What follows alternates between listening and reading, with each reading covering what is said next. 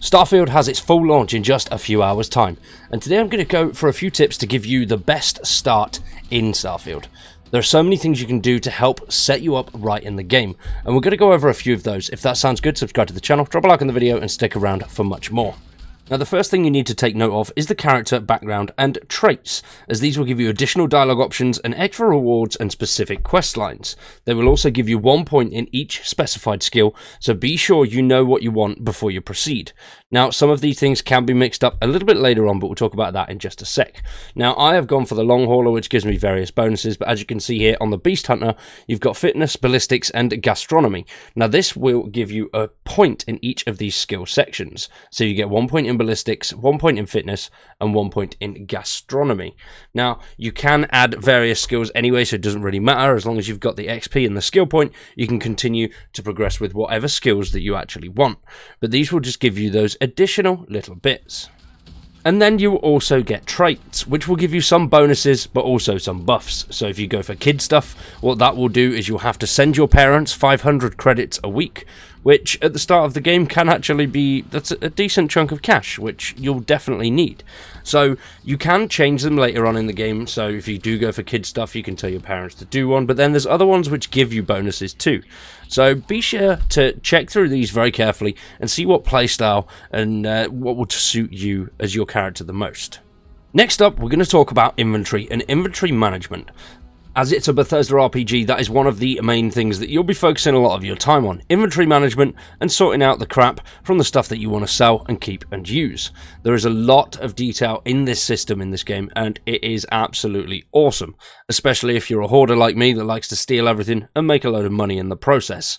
Now, it's going to be a key part of the game, but we do have a video on how you can maximize on your storage and various other storage methods. That video is here in the top right. Now, using the scanner really helps identify items and makes them stand out, because here, without it, you may not have noticed that you could pick up that canteen. And yes, it's not worth much, but there are other items in the game that are worth a hell of a lot and are hidden quite well.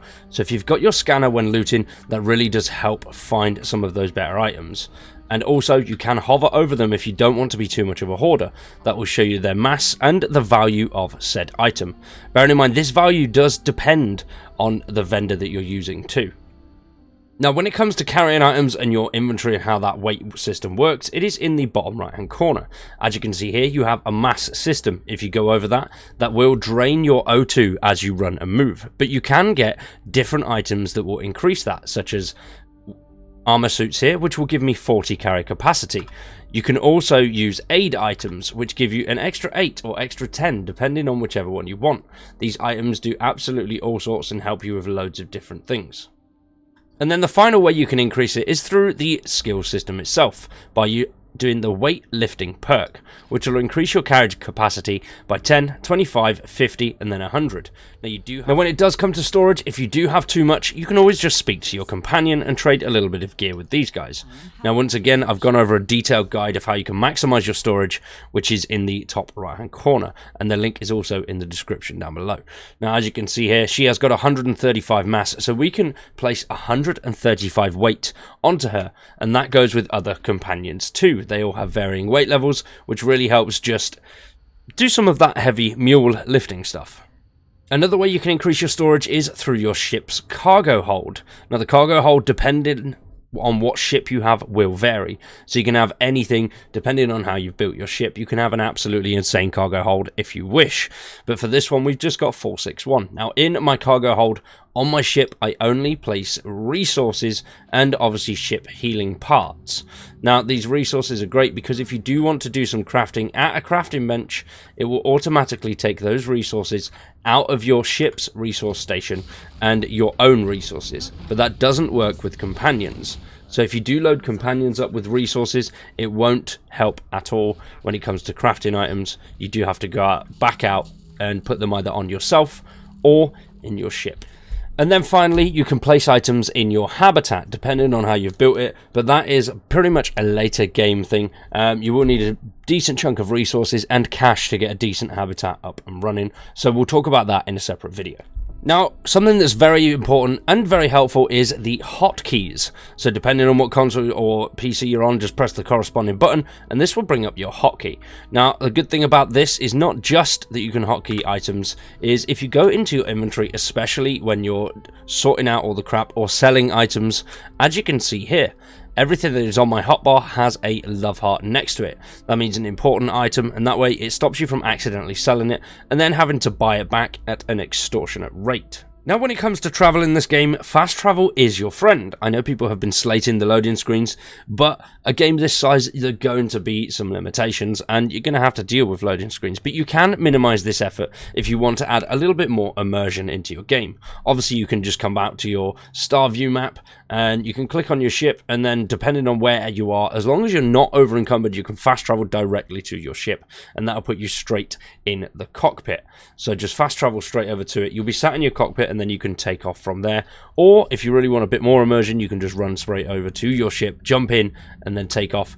Get an awesome little cutscene as you do so. But another way that you can do it is simply by coming to your map screen. All you have to do is find a galaxy that you want to go to, or a system that you want to go to, click on said system, then as you can see, hold X to set course, and then you will jump directly to that planet, then just click on the planet and land on the planet. This also works directly from on land. You do not need to be in your ship for this to work. But if you want that added immersion, then you can run over to your ship. There is another cool way that you can do it as well, and that is by simply getting out of your cockpit and heading around your ship. And then on your ship, you will find the navigation table. Now, the navigation table is relatively good. It is pretty much the map, but like I say, just for that added immersion, you can come up and actually see everything that you want to do. Now, to get to faraway systems, it is relatively easy. At the start of the game, though, you will have a small grav drive, so you won't be able to grav jump as far. But as you can see here, if you just click on this star system, if you do want to go to faraway systems, all you've got to do is hover over said system, and as you can see, it is in red. So if you follow that red line back, it will give you the easiest way to navigate to that system for you. All you've got to do is jump to the first white star that you see. So as we can see here, unexplored route. So I need to go directly to Bernard's star and then follow the system that way to Olympus, to Vol 2, and then just keep going all the way through. It does take a while to get to those faraway galaxies, especially if you don't have a very decent grav drive yet. Now, combat. Very straightforward, very simple, very Bethesda. It is surprisingly fluid though. The actual combat system is really fun, but it's very straightforward, and especially in those early levels, it is relatively easy. It is straightforward, but you can get the upper hand with some various extras. So in the beginning, like I say, it is easy, but it's also challenging because of the lack of resources and ammo that you have. You may be stuck with a crappy, slow, useless pistol against a guy with a machine gun, but it does get a little bit easier. You can lower the difficulty or go back to some older quests just to level your character up and get some better gear before you move on or continue with the current path. Or if you really want to get much better gear, then you can head over to a higher level planet, set your difficulty to very easy, and loot some better weapons and gear. Like I said earlier, it may take a while to get there because of the traveling system. You've only got a small ship. It's going to take you a while to get further away. But other than that, there is a different way that you can do this. There's a video top right hand corner which will show you how to get the best starting armor and starting ship. But at the start, like I say, the combat is relatively easy, mainly because the AI are a little bit dumb. They will pretty much just stand there and shoot. They will go and get some cover and try and avoid you a little bit, but they don't charge too often. There are special enemies that will charge you with melee weapons, but relatively rare. I've only had that happen maybe 10, 20 times in all the combat encounters that I've had. All you've got to do is stay back, use some cover and a ranged weapon. That is often the easiest approach. You can also use a lot of aid items, as you can see here. Things like the battle sim, which give you 250 damage resistance, or something that will restore your health quickly over time. And then even more, you've got XP gain, which will always help out. Make sure you use that in a lot of fights, because leveling up relatively easy and something you need to do pretty quick. But then you've got things for melee damage. You've also got things to reduce damage resistance, so 125, and then there's other aid options that will also increase your damage and things like that. So make sure you've got the right aid and go through, pick. It's not like it's online, so you can pause it, take your time, and pick the right items for the battle that you're having. And then finally, make sure you've got your companions armed, because these guys are pretty useful. But remember, if they don't have a weapon in their inventory, they will use their fists until they can get a hold of one. From what I've seen, I don't know if it's a bug, because sometimes I have guys that I don't give weapons, yet they've already got one, and then others, they start fist fighting. So try and arm your companions with a decent weapon, and keep an eye on them. Something else you're going to want to be doing is exploring, looting, and selling. You're going to have to explore a lot. Cash is very, very important in this game, and you're going to need it later on. So explore the cities, get extra quests from the side vendors, from the bounties. You're going to need those. There's a really good one in the first city that you come across. It's just as soon as you come into New Atlantis at the viewport. So just head straight into the viewport. There's going to be a bounty machine in there, which that is something that you will definitely want to utilize to maximize the amount of decent gear and other things such as credits. So all you've got to do is pick one of these. As you can see, the reward is relatively good and it's nice and easy. You can survey planets, which gives you a massive chunk of resources, although it does take a little bit of time to do. We do have a detailed planet survey video coming. That'll be out either tomorrow or the day after that. The sooner you start grinding for things like credits and resources, the easier the game will start to get. So it's worth doing as you're going through the missions and just doing your own thing.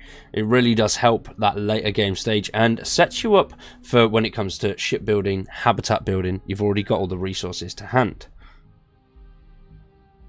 But then when it does come to selling, make sure you maximize your profits.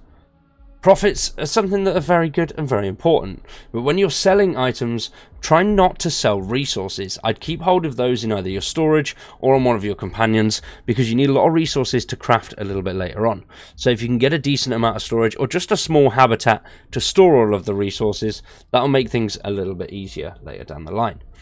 But when you do sell them, make sure you sell the right things to the right people. So you want to sell drinks and aid to barmen and bar staff. You want to sell weapons over to the UC guys. And you want to sell sort of misc items over to one of the shops. That's if you really want to get the maximum amount of cash for your goods. If you're not that bothered, then just sell them all to one vendor.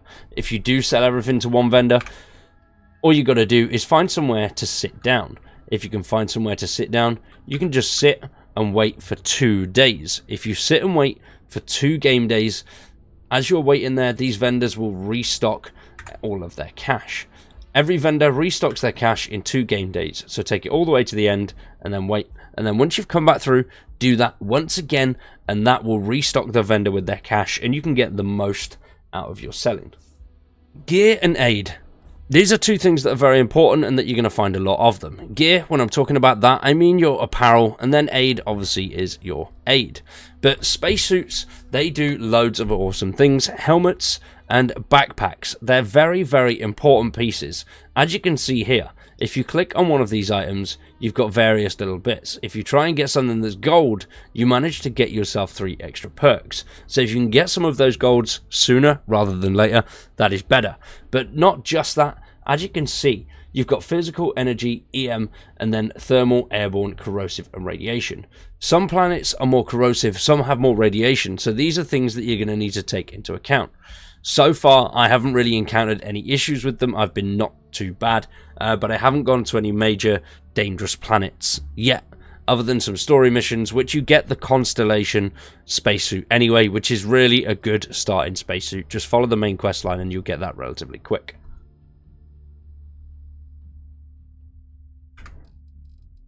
But then when it comes to aid, you're always going to need a lot of aid. There's loads of stuff in here. Make sure you collect as much food as possible, because food is the best thing to be doing at the start of the game.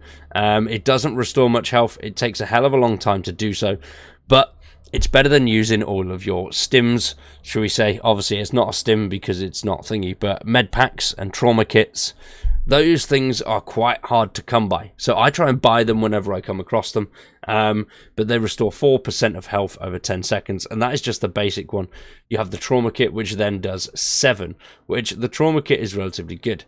But not just that, you have other items in here. So 20% damage for 2 minutes on the Squall, like the Synapse Alpha. Make sure you use these at the right time. So projects require fewer resources for 10 minutes. So if you're going to be spending time crafting, take one of these just before. And then as you go down, you've got your XP gain. It does restore a little bit of health too, but make sure you use the XP gain before you go into combat. It always helps, and it just boosts your level increase a little bit quicker. And then we're going to talk a little bit about companions. Make sure you recruit as many as possible. Keep recruiting them to your crew, because you're going to need them later on, and it's better than going back and finding them. If you can recruit them then and there, make sure you do. You don't have to have them as a companion. You can swap them back to your original companion, and then they will still be part of your crew. Crew and companions are two different things. Your companion follows you around. Your crew is someone that is on your ship or in your habitats. Now, these guys are very important, and they do help a lot. As you can see, once you've got a nice roster going, you can see where they are. We've got one on the ship, 4 unassigned, another one on the ship, and loads of just unassigned. So these guys are good. Make sure you've got them assigned to things based on their skills. If you do get the mission where you can go back and get Lynn, go back and get her, because she's good at outpost management. Now, as you can see, we've got Samco with rifle certification, piloting, astrodynamics for Sarah, lasers for Sarah, leadership. These give you bonuses, so try and get these guys, keep hold of them. They are awesome to use, and then when it does come to later time, you can move them over to outposts, which I haven't done yet, but building them in outposts and making sure you use their skills to their advantage is really going to help you. And then finally, habitats, shipbuilding, and all that other stuff. We will be going into that, but we're not going to go into that today. That is a later game thing. You do that stuff quite a lot later. I'm 30 odd hours in, maybe a little bit more, and I've not really done too much shipbuilding or habitat building yet. I haven't needed to, and I'll be doing it a little bit later on, and we'll go a little bit more detailed with it. So for now, though, we're going to wrap that one up. Hopefully this has helped and given you the best start to Starfield. For now, I've been Wired. You've been awesome. Thanks. So hopefully this has helped in giving you the best start to Starfield. If it has, drop a like on the video, subscribe to the channel. If you have any tips of your own, drop them in the comments down below. I will pin the most interesting ones, the most interesting one. For now, I've been Cowboy, you've been awesome, thanks for watching, and we'll see you very soon with some more Starfield.